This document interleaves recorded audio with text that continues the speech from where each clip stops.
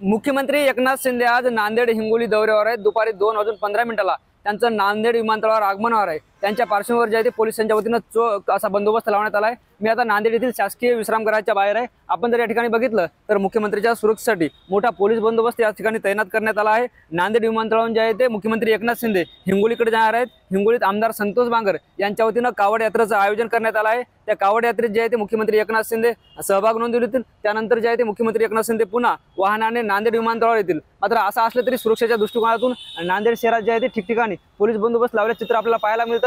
खरं तर मुख्यमंत्री एकनाथ शिंदे यांच्या नियोजित दौऱ्यात शासकीय विश्रामगृहात येण्याची कोणतीही शक्यता नाही। ओएसिस फर्टिलिटीच्या तज्ञांनी IVF उपचार पद्धतीद्वारे 1 लाखांहून अधिक जोडप्यांना मातृत्व प्राप्तीचा आनंद दिला आहे।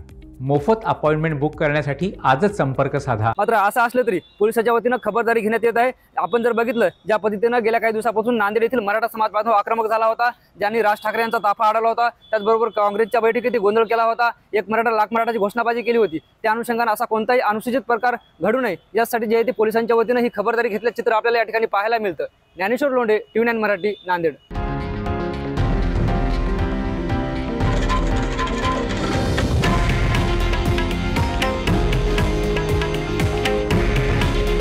हे आहे देशातील नंबर 1 न्यूज नेटवर्क आणि आपण पाहत आहात TV9 मराठी। काळजी तुमची, हित महाराष्ट्राचं।